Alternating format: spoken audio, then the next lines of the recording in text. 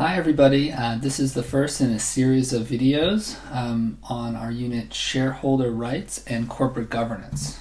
So we'll be talking in this unit about shareholders, who they are, what their rights are, principles of good corporate governance. We'll also talk about the issue of executive compensation, which is something a lot of people are talking about these days, and then wrap up with a discussion of shareholder activism. So let's begin with the first question: who are shareholders? First, it's useful to think a little bit about ownership of business organizations. So in the United States, only about 1% of all companies are publicly owned. That is, they have shares that are traded on stock exchanges. So only 1% of companies are publicly owned or listed companies. However, these companies provide around 1/3 of all jobs. So that says something about the size of a lot of these companies, right? Some of these companies that are publicly owned many of them are much larger than the companies that are privately owned. Okay. Private companies, however, also issue stock in many cases. So they have investors who invest in the company and get shares of stock as a result.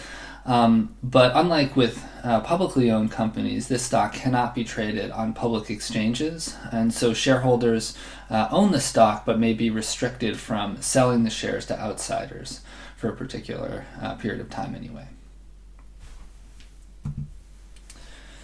So just as an example, we see many companies in Silicon Valley wrestle with this question of when to transition or whether to transition from being a privately held company to a publicly held company. So Lyft, a company that I think we're all familiar with to some extent, had its initial public offering last year and had been privately owned since its launch in June 2012. So what was the reason that Lyft became a publicly owned company as opposed to a privately owned one?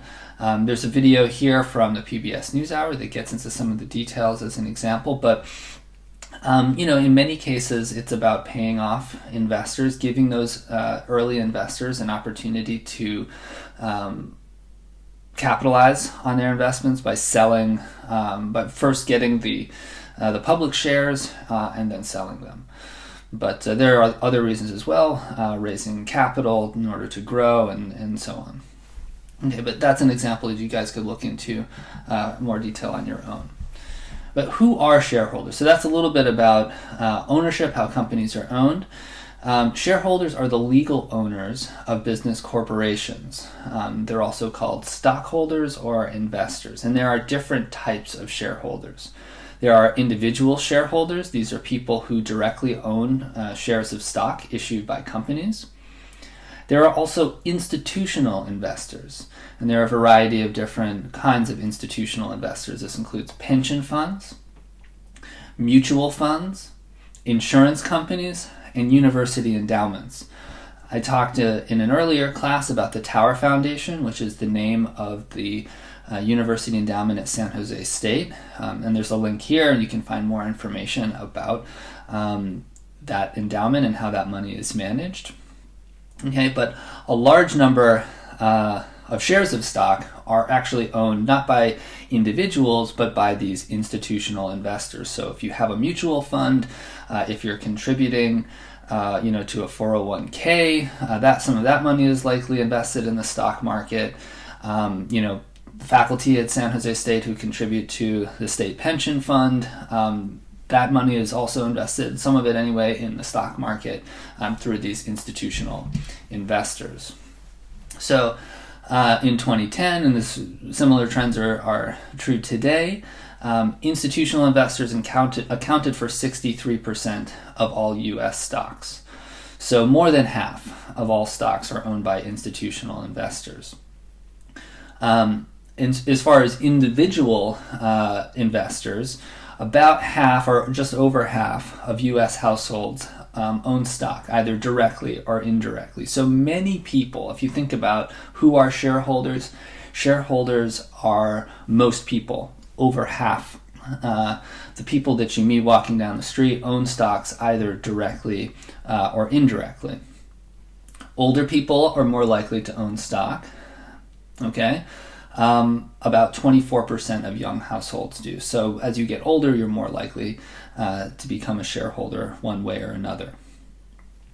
Stock ownership, equity ownership, is also higher as your income and education rise. So this just shows you some of the trends over time. Individuals having less stock ownership than institutions over time. So we've seen an increase over time in institutional stock ownership and a decrease in household or individual stock ownership. Why own stock? What are the objectives of stock ownership?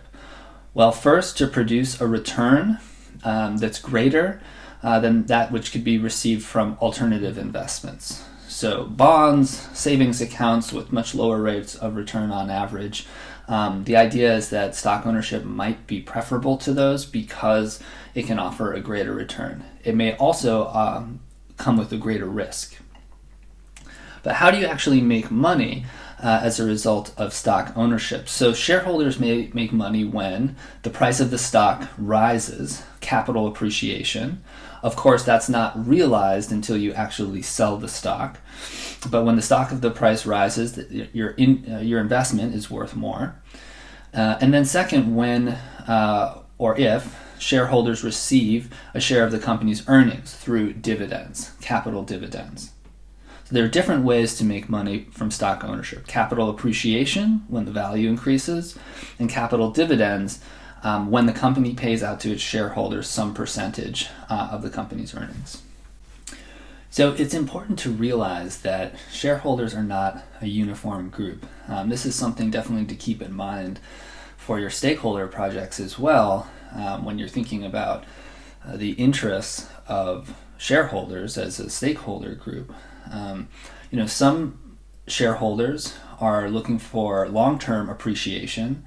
Others are looking for short-term returns. Some are looking for capital gains. They want to see the value of, they want to see that share price increase over time. Some are in it for the dividend and are looking for a profitable company that will be offering a dividend, but not necessarily so concerned about the share price. So there are a variety of different, even just looking at this, the financial return that you get from being a shareholder, there are a variety of preferences to keep in mind. And the time horizon is a big one. Are you looking for short-term returns or long-term returns? In addition, there are investors that use stock ownership in order to achieve social, environmental, or ethical objectives. And when we talk about shareholder activism, in the last video in this series, we'll see some examples of this. So there are different objectives of stock ownership. There are legal rights of shareholders. So shareholders have legal rights. If those rights are violated, then they can seek some kind of remediation through the courts. The first right is to share in the profits of the enterprise if directors declare dividends. So if there is a dividend to be paid out, shareholders have a right to some percentage of that dividend. They also have the right to receive annual reports of company earnings and company activities. We've talked a lot in this class about disclosure, particularly around social and environmental issues, and much of that disclosure, as we've discussed, is voluntary. However, when it comes to financial disclosure, particularly for publicly traded companies, there are a variety of measures that companies are required by law to disclose in annual reports, and to make that information then also available to shareholders. Shareholders have the right to inspect corporate books if they feel that something might be amiss in the public reporting. They also have the right to elect members of the board of directors. So we'll be talking more about the board of directors and corporate governance in the next video. But if you're a shareholder, then you have a right to have a say when it comes to the election of board members.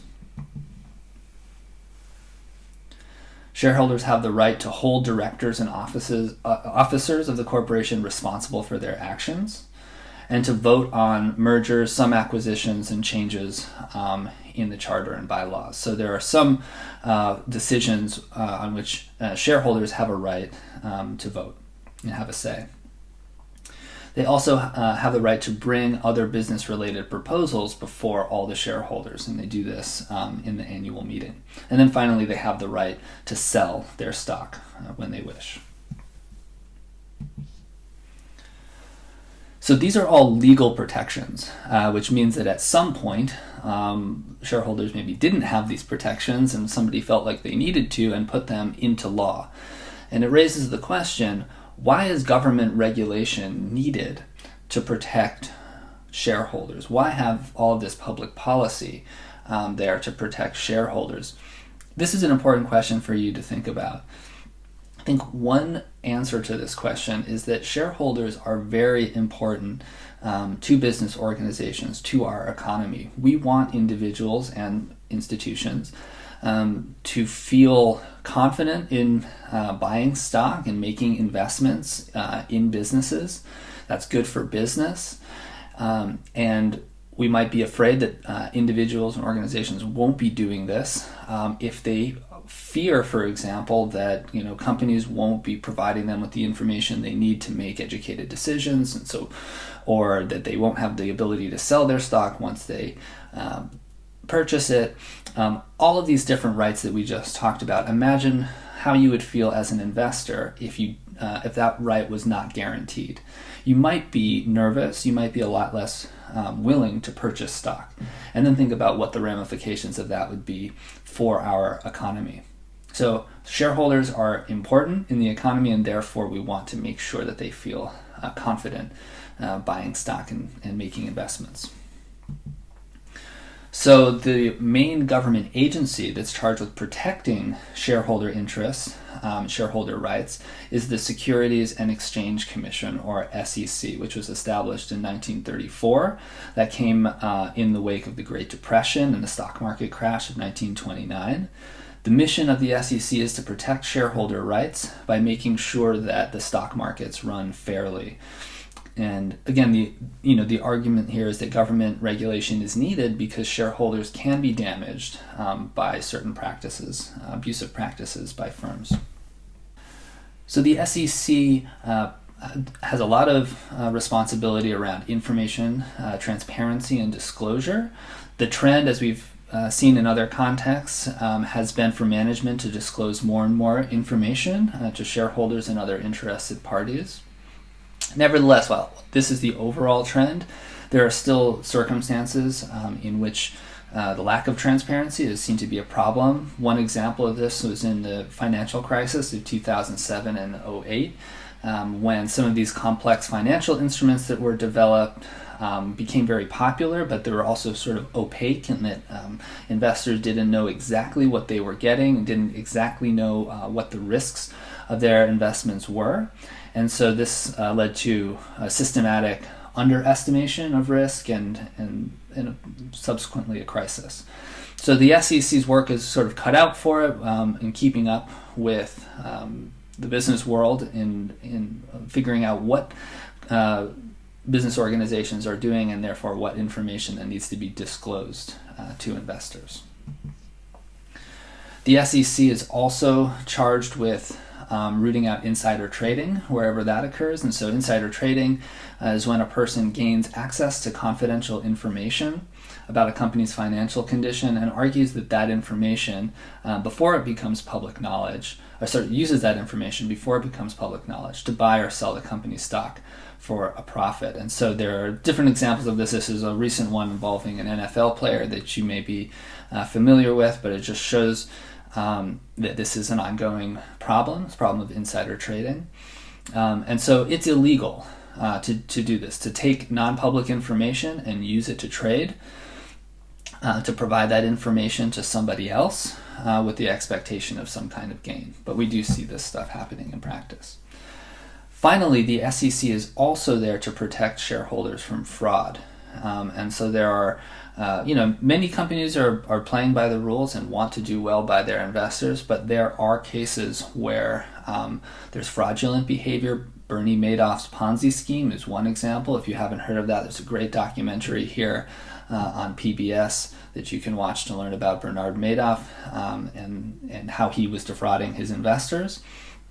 Also, you look at a company like Enron. If you haven't seen this film, The Smartest Guys in the Room, it's a great documentary and shows you how companies can mislead their investors and basically just lie to their investors in order to maintain a profit for themselves.